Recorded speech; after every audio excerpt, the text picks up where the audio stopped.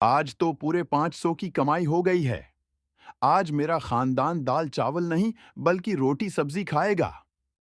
नाइम construction site पर ईंटें ढोने का काम करता था, जिसके बदले उसे हर रोज 200 रुपए मिला करते थे। लेकिन आज नईम ने पूरे 500 रुपए कमाए थे। 500 रुपए जैसी कम कमाई को देखकर भी नईम बहुत ज्यादा खुश होता है और उन मिले हुए पैसों से थोड़ा सा आटा और सब्जी खरीद कर ले आता है।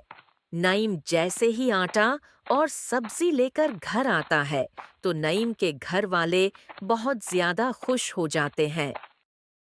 अरे वाह! आज अबू आटा और सब्जी लेकर आए हैं। उसका मतलब आज हमें दाल चावल नहीं खाने पड़ेंगे। उम्मी जल्दी से हमारे लिए रोटी और सब्जी बना दो ना। आज तो मैं पूरी 3 रोटियां खाऊंगा। अल्लाह ने मेरी सुन ली। कितने दिनों से मैं दुआ कर रही थी, लेकिन आज मेरी दुआ अल्लाह ने कबूल कर ली। मैं अभी जल्दी से आप सबके लिए गर्म-गर्म रोटी और सब्ज़ी बनाती हूँ। सकीना अपनी नंद शाजिया के साथ चौलाहे पर जल्दी से गरम गरम रोटियां और सब्जी बनाती है। देखने में तो ये सिर्फ मामूली सी सब्जी और रोटी थी, लेकिन उस खानदान के लिए ये खाना किसी दावत से कम नहीं था। जैसे आज हमने ये सब्जी रोटी खाई है, कल भी हम इसी तरह सब्जी रोटी खाएंगे ना उम्मी? बेटा, अगर अल्लाह ने चाहा तो कल भी हम ज़रूर सब्ज़ी रोटी खाएंगे, वरना जो रोज़ खाते आ रहे हैं वही खाना पड़ेगा। अब ये दाल चावल और नहीं खाए जा रहे। मेरा तो दिल रोटी सब्जी खाने को करता है। दाल चावल तो अब गले से उतरना भी मुश्किल हो गया है। बच्चों की बात सुनकर घर में सबकी आंखों में आंसू आ जाते हैं और उन्हीं आंसुओं के साथ वो सब रोटी सब्जी खाते हैं। आज के जमाने में रोज के सिर्फ 200 रुपए कमाने वाला इंसान अपने इतने बड़े खानदान को क्या ही खुला सकता था। वो तो इस खानदान की किस्मत थी कि उनका नाम राशन कार्ड में था, इसलिए हर महीने उन्हें हुकूमत की तरफ से चावल और दाल मिल जाया करती थी, जिसके बास ये पूरा खानदान हर रोज सिर्फ दाल चावल ही खाया करता था। और जब कभी नाइम थोड़े बहुत पैसे ज्यादा कमा लेता, तो उसका खानदान आराम से सब्जी रोटी खा पाता था। अरे रक्साना आपा, आप यहाँ, वो भी ऐसे अचानक? हाँ, यहीं पास से गुजर रही थी तो सोचा तुमसे मिलती चलूं। ज़बैदा अपनी नंद रखसाना को जल्दी से घर के अंदर ले आती है और उसे बुठाकर पानी पिलाती है। पूरे अब क्या सिर्फ पानी पिलाओगी या थोड़ी बहुत खातिर तवाज़ो भी करोगी? बहुत जोर की भौंक लगी है। अपनी फूफी सास की बात सुनकर सकीना अपनी सास की तरफ देखती है और चौल्हे पर रखे हुए दाल चावल प्लेट में डालकर ले आती है। पता है रक्साना आपा, मेरी बहू बहुत ही मज़ेदार दाल चावल बनाती है। खाकर देखिए, आपको भी बहुत अच्छे लगेंगे। तुम लोगों की इस दाल चावल से ज्यादा खाने की हैसियत भी तो नहीं है। मैं अच्छी तरह जानती हूँ, ये दाल चावल तुम्हें हुकूमत की तरफ से मिलते हैं, इसीलिए पूरा महीना तुम यही दाल चावल खाते हो। तुम्हारी इतनी भी हैसियत नहीं कि घर आए मेहमान को कुछ अच्छा खुला सको। जुबैदा की नंद, उसकी और उसके खानदान की बेइज्जती पर बेइज्जती किए जा रही थी, लेकिन बेचारी जब्बीदा चाहकर भी कुछ नहीं कर पा रही थी। पूरे खानदान की बेइज्जती करने के बाद रख्साना वहां से चली जाती है, जिससे जब्बीदा को बहुत दुख होता है। अगर कोई इंसान गरीब है तो क्या उसकी कोई इज्जत भी नहीं है? लोगों को सिर्फ पैसा दिखाई देता है, किसी के दिल का प्यार नहीं। इम्मी जी, खुद को संभालिए। एक दिन देखिएगा सब कुछ ठीक हो जाएगा। जो लोग आज हमारी गरीबी का मजाक उड़ा रहे हैं ना, अल्लाह उन्हें उनके किए की सज़ा ज़रूर देगा। सकीना हर दिन अल्लाह से अपने खानदान की हालत बेहतर करने की दुआ करती थी, लेकिन शायद अभी कुछ और दिन सकीना और उसके खानदान की जिंदगी में बस यही दाल चावल लिखे हुए थे। अम्मी, 1 महीना हो चुका है और आपने अभी तक एक बार भी रोटी सब्जी नहीं बनाई। अम्मी, कब बनाओगी रोटी सब्जी? मेरा रोटी सब्जी खाने का बहुत दिल कर रहा है। हाँ, जल्दी से रोटी सब्जी बनाओ ना। बेटा, अगर घर में सब्जी और आटा होगा तभी तो मैं तुम लोगों के लिए रोटी सब्जी बनाऊंगी ना। न जाने कब तक उन दाल चावलों पर ही हमें अपनी जिंदगी गुजारनी होगी। हर रोज दाल चावल खाने की वजह से पूरे खानदान को सही तरह ग़िज़ायत नहीं मिल पा रही थी, जिसके बायस सबका जिस्म बहुत ज्यादा कमजोर हो चुका था और उस कमजोरी का सबसे ज्यादा असर सकीना के बच्चों पर था। ए अल्लाह, अब तो ही कोई रास्ता दिखा, वरना मेरे बच्चों की हालत और ज़्यादा ख़राब हो जाएगी। अगर मेरे बच्चों को कुछ हुआ तो मेरा भरोसा तुझ पर से हमेशा हमेशा के लिए उठ जाएगा। सकीना सहन में बैठी दिल ही दिल में अल्लाह से सब कुछ ठीक करने की दुआ कर ही रही होती है कि तभी सकीना देखती है कि कई सारी औरतें अलग अलग सामान इधर से इधर ले जाकर बेच रही होती हैं। कोई बर्तन बेच रहा होता है तो कोई खाने पीने की चीजें, जिससे वो सब औरतें ठीक ठाक पैसे कमा रही होती हैं।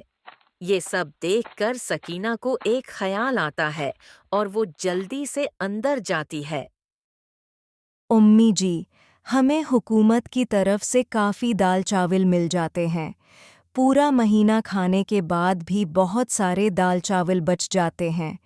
तो क्यों ना इन बचे हुए दाल चावल को बनाकर मैं बाहर जाकर बेचूं। इससे मैं कुछ पैसे कमा सकती हूँ। भाभी, आइडिया तो बहुत अच्छा है। अगर आप कहीं तो मैं भी कुछ काम करना चाहती हूँ। वो सामने वाला बंगला है ना, इसमें एक नौकरानी चाहिए जो घर की सफाई और खाना बना सके, और ये सारे काम तो मुझे आते हैं। आपके साथ साथ फिर मैं भी 2-4 पैसे कमा सकती हूँ। ज़बीदा अपनी बहू और बेटी को काम करने की इजाज़त दे देती है और अब अगले दिन से ही सकीना दाल चावल बनाकर उन्हें बेचने के लिए निकल जाती है। वहीं शाजिया भी इस बड़े से बंगले में सफाई का काम करने लगती है। दाल चावल ले लो, दाल चावल, गरम गरम दाल चावल ले लो, सिर्फ 50 रुपए प्लेट। और ठेले वाले तो 100 रुपए प्लेट दे रहे हैं और आप 50 रुपए प्लेट दे रही हैं। ये तो बहुत सस्ते हैं। मेरे लिए एक प्लेट लगा दीजिए। जितने भी मजदूर फैक्ट्री में काम करते थे, दोपहर के वक्त वो यही सब खाया करते थे। जहां एक जगह उन्हें ये दाल चावल 100 रुपए में मिल रहे थे, वहीं सकीना दाल चावल 50 रुपए में बेच रही थी, जिससे कई सारे मजदूर सकीना के दाल चावल के ठेले पर ही आया करते थे। जिसके बास सकीना आहस्ता आहस्ता पैसे जमा करने लगी थी। वहीं शाजिया भी सफाई करके ठीक ठाक पैसे कमा लेती थी। और आज पूरे 1 महीने के बाद दोनों नंद भाभी पैसे मिलाकर पूरे खानदान के लिए पहली बार अच्छा खाना लेकर आती हैं, जिसे देख पूरे खानदान की आंखों में खुशी के आंसू आ जाते हैं। अरे वाह! आज खाने में शाही पनीर, मक्स वेज, रायता, पुलाव, पराठे, खीर, पनीर की सब्जी, इतना सब कुछ है। मुझे तो पता ही नहीं था कि दाल चावल के अलावा भी इतना कुछ खाने के लिए होता है। उम्मी, अगर इनमें से खाना बच गया ना, तो मैं सुबह ले जाऊंगा। फिर मेरे सारे दोस्त मेरे साथ लंच करेंगे और खुश भी हो जाएंगे कि आज मैं दाल चावल नहीं बल्कि अच्छा अच्छा खाना लेकर आया हूँ। मैंने कभी सोचा भी नहीं था कि मरने से पहले मुझे ये सब खाने को मिलेगा। जो इतनी मेहनत मजदूरी करने के बाद मैं नहीं कर पाया, वो तुम दोनों ने अपनी मेहनत से कर दिखाया। सारा खानदान बैठकर पहली बार इतना अच्छा खाना खा रहा था। उन्हें तो ये सब किसी ख्वाब जैसा लग रहा था। अपने खानदान को पहली बार इतना खुश देख सकीना दिल ही दिल में बहुत खुश होती है और अब सकीना ठान लेती है कि वो अपने इसी काम को जारी रखेगी। दाल चावल बीच बीच कर सकीना काफी सारे पैसे जमा करके रख लेती है। शाजिया, अब तुम्हें इस बंगले में नौकरानी का काम करने की कोई ज़रूरत नहीं है। लेकिन क्यों भाभी? अगर हम दोनों में से किसी एक ने भी काम छोड़ दिया ना, तो हमारी हालत फिर से पहले जैसी हो जाएगी। नहीं शाजिया, अब ऐसा नहीं होगा। मैंने दाल चावल बेचकर बहुत सारे पैसे जमा किए हैं। अब उन पैसों की मदद से हम दाल चावल के साथ साथ और भी कई तरह की चीज़ें बनाकर बेच सकते हैं, वो भी सस्ते दामों पर। सस्ते दाम देखकर ज़्यादातर लोग हमारे पास ही खाने के लिए आया करेंगे। और अगर अल्लाह का करम यूं नहीं बना रहा, तो एक दिन हम ज़रूर कामयाब होंगे और उस गरीबी की दलदल से ज़रूर बाहर निकलेंगे। शाजिया को अपनी भाभी की बात काफी हद तक सही लगती है। इसलिए अब शाजिया सकीना के साथ मिलकर दाल चावल के साथ साथ और भी कई तरह की खाने पीने की चीजें बनाकर बेचती है। और सिर्फ कुछ महीनों की मेहनत से अब उनकी माली हालत भी बेहतर होने लगती है। दोनों नंद भाभी अपने छोटे से घर की अच्छी खासी मरम्मत करवाती हैं।